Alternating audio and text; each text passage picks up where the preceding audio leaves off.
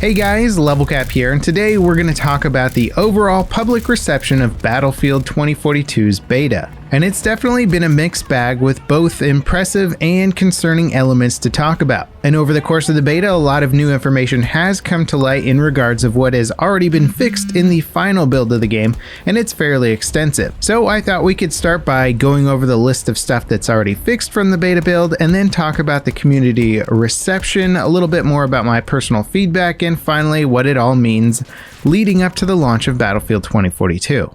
Alright, so what's been confirmed and fixed by the developers? The janky elevators are fixed, points for capturing, distributing ammo, transport assist, squad spawn, and other score modifiers are fixed. They're also going to fix or change the E-revive issue when you often pick up somebody else's gun while trying to revive a teammate.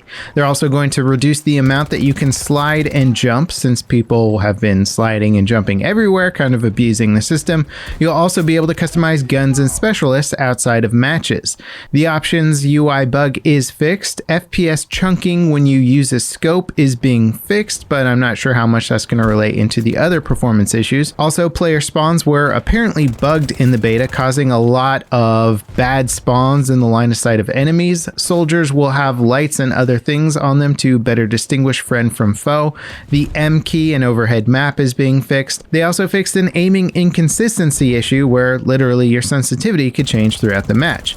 Now, there's probably a lot more fixes. This information largely comes from random developer tweets and Reddit trying to consolidate that info, but of course many other things are fixed that we just haven't heard about. So with that out of the way, what has the community's reaction been to the beta? Well, I think it depends on where you look. If you browsed Reddit, for example, without playing the game, you might assume that the beta was a pure dumpster fire. Posts like "I canceled my pre-orders, the game feels like a cheap knockoff of Battlefield" are being voted to the top of a lot of subreddits. However, the thing is, I enjoyed my time playing the game. It is really fun, but also certainly not without its problems. And that seems to be the case with most people that I talk to about the game. We're all having a really good time playing it, but we're also concerned by some of the underlying design issues. By far the most consistent negative feedback that I saw on the internet was in regards to the specialist system.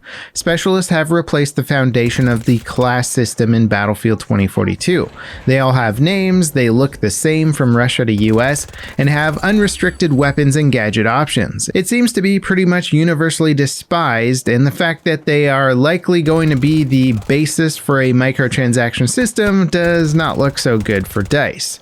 Gutting core elements for money equals bad. Bad DICE, bad. However, I personally think the system is salvageable, but DICE do need to announce a plan to fix it, and it would probably take months to get it done correctly. And I do think it's possible to fix the system without gutting it completely. I think you can still keep classes and operators. In fact, that's what I thought the game was going to be until the beta launched. I imagine that the operators would be much closer to the classic classes with just different sort of takes on how to do it. Like if you wanted to play engineer, you might have a specialist that's more about supporting vehicles and one that's more about taking out vehicles, and maybe one that's kind of a hybrid in between. A lot of the weapon and gadget freedom has been totally unnecessary for the operator system to function, and with a little bit of spreadsheeting work, I think DICE could get weapons and gadgets back into class-specific categories. Again though, they would need to start on this now and probably at least let the community know that they're working on it.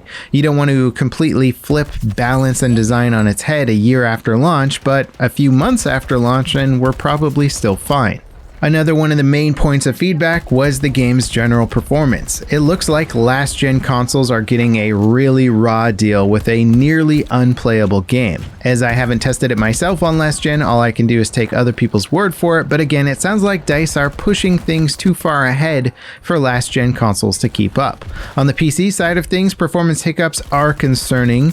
They are extremely similar to Battlefield 5's performance issues, which took forever to resolve, some of which are still issues today. Team play also seems to be another major concern of the community. Less revives, less ammo distribution, and generally less squad play are being reported. I do, however, believe that this is partially a beta syndrome of people wanting to run with the cool gadgets and do the cool things before running with the team-oriented gadgets and helping out their teammates. I ran Rocket Launcher pretty much exclusively at the start of the beta and rarely got revived or saw any ammo. However, on the last day of the beta, I was running with ammo packs, getting revived by random players a lot more, and seeing way more squad play. Well, I was playing in a squad anyway, and the team play elements worked really well. I also imagine that team play will be affected a lot by the map choice. Tighter maps will provide more opportunities for infantry to assist each other, but Orbital is more of a Caspian border map that's just massive and wide open, so you're just not going to have quite as many opportunities to assist infantry on the ground compared to something that's like infantry focused. Now, a really interesting aspect of this new massive player count and larger map design is that you can get caught up in micro battles around the map. Fighting between D1 and D2 for half of a match can happen, and it's actually pretty fun. It also means one round can be drastically different from the next depending on where you want to fight. I don't know if this is good or bad yet, but it's certainly different and fun at the moment. But it's still really hard to make conclusive statements about the flow and match progression without trying different maps and game modes out. Now, of course, I'm purposely trying to avoid getting into the weeds here when discussing the beta issues. Weapon balance, bugs, vehicles being OP or broken are all over the beta feedback. I'm just more interested in looking at the bigger concept stuff that's going to affect the entire flow of gameplay. Post-launch, discussing balance and nuance will be much more important when it comes to critiques. The big picture stuff is what I'm most concerned about pre-launch. And speaking of bigger concepts, I think the fact that the beta was literally one game mode on one map might make people forget that Conquest on Orbital is like 3% of the game's multiplayer content.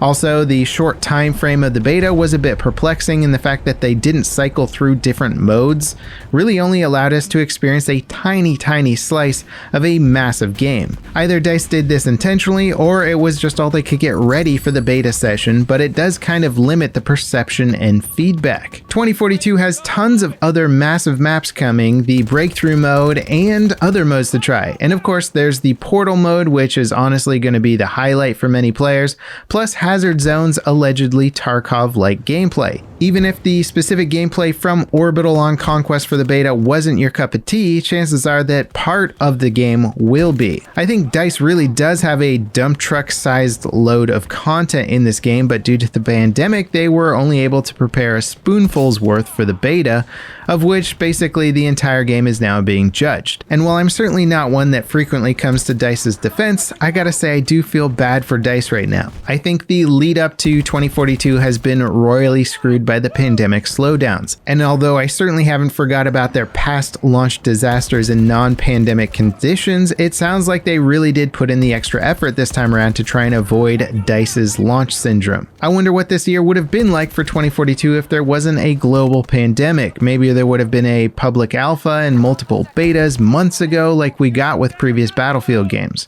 We could have been trying different modes and maybe even previewing Portal or Hazard Zone by this point. Instead, I feel more in the dark about what to expect on launch day compared to any other Battlefield release. And to be honest, I'm not entirely worried about it either. The beta was fun. Fun is good, but it's such a small snippet of Battlefield 2042 that I just have no idea what to expect with the massive wealth of content that has been promised. On one hand, it's kind of exciting for me, but on the other, it's also changed the narrative of the discussion to one tiny pie slice of the overall game. For all we know, Portal might end up being significantly more popular than the base game modes. Heck, if you really hate the specialist system, you might end up playing the classic Battlefield 4 classes and Portal modes, since that's going to be an option. Now, with all of that said, I believe a lot of the community feedback has been spot on, and DICE should be taking notes on their class systems, doing everything they can to adjust the game mechanics and getting the game ready. There are problems with some of the fundamental game systems. I wouldn't call them game ruining, but just step backwards that DICE can remedy with some work. I'm still extremely excited for the launch of this game, and I have no doubt that we'll be getting more info about the other modes before then, and everything from this point on is going to be more interesting to me because I now have context of having played the game. I can sort of put myself in those other modes when that information comes to us. So where are you guys at having played the beta now? I think I already know what your main criticisms are, that they generally probably reflect mine, but also are you still hyped for the launch? And what major questions do you have regarding the lesser shown content of 2042? As always, thank you guys so much for watching, and I'll see you next time. This is Level Cap signing off.